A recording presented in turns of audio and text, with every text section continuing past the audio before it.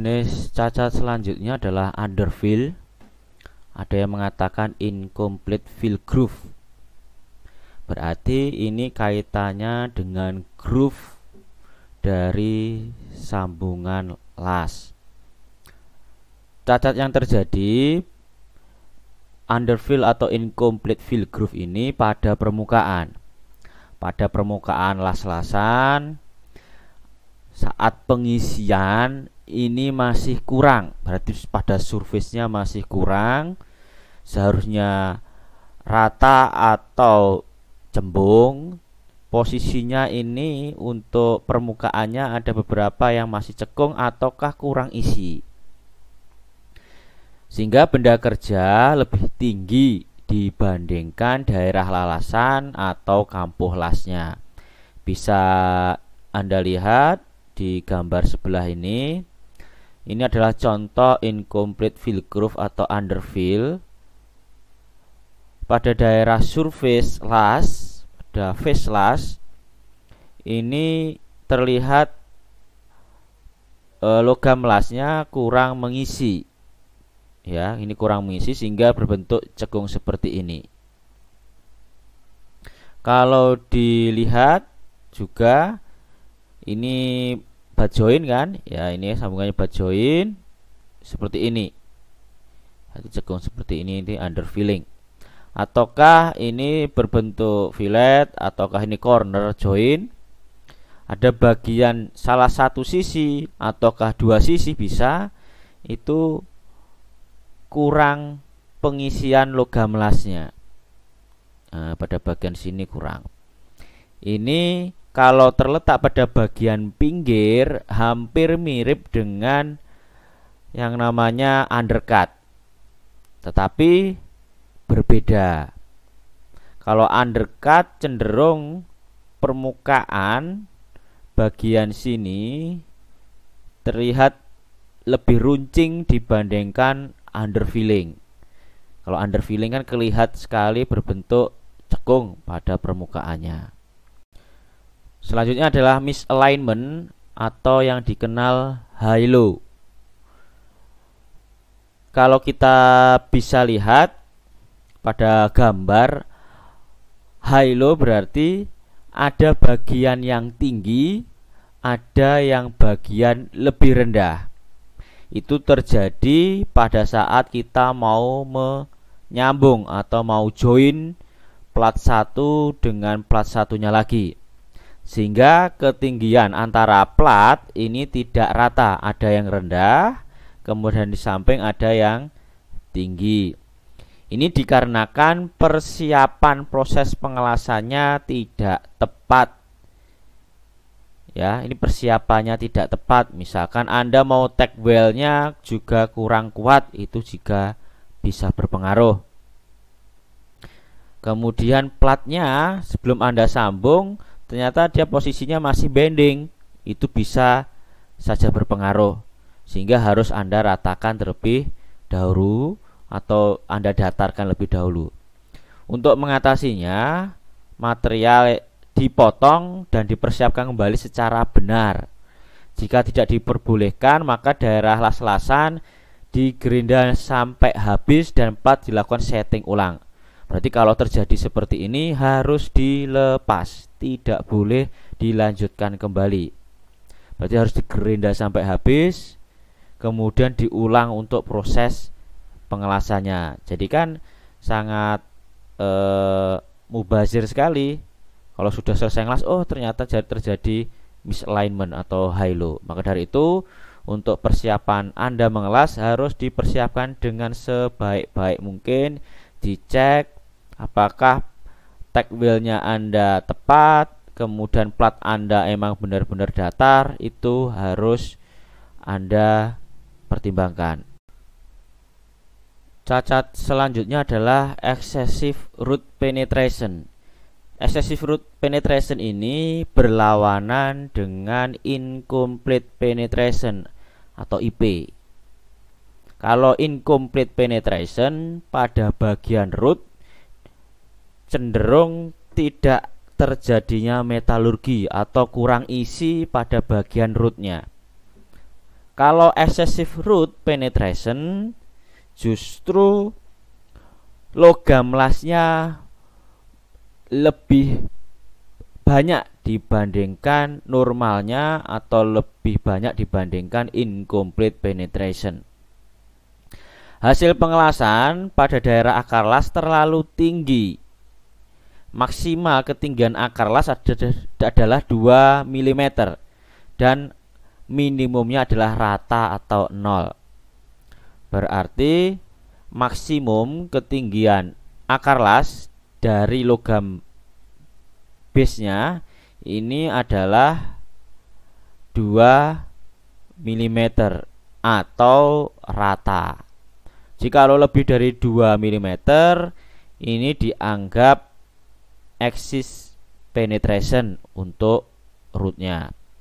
Penyebabnya adalah gap antara dua logam ini terlalu besar, kemudian arus terlalu tinggi sehingga menembus logam dasarnya atau logam base-nya.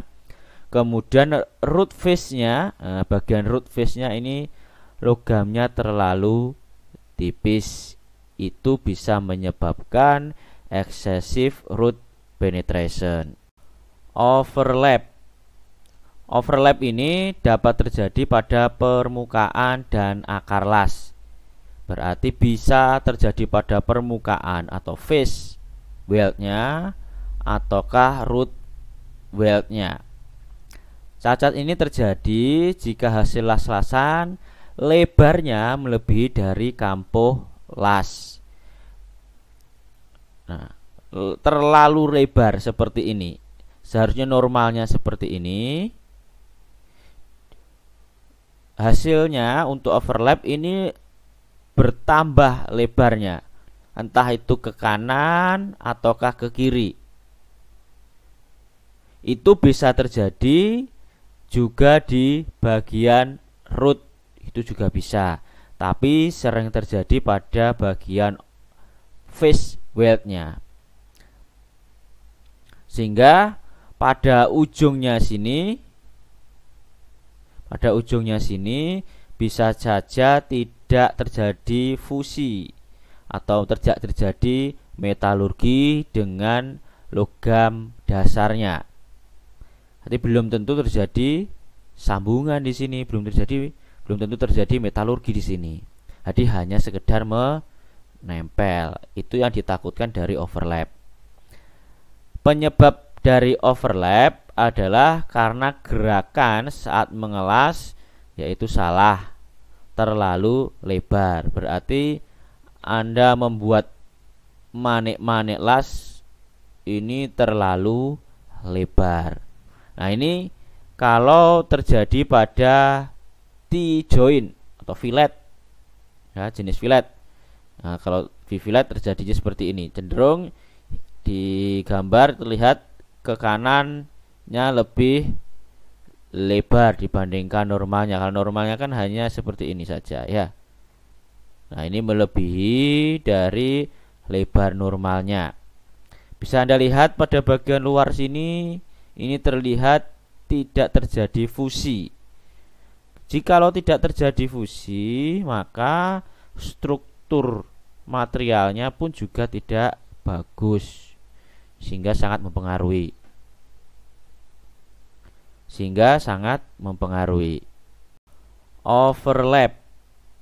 Overlap ini dapat terjadi pada permukaan dan akar las.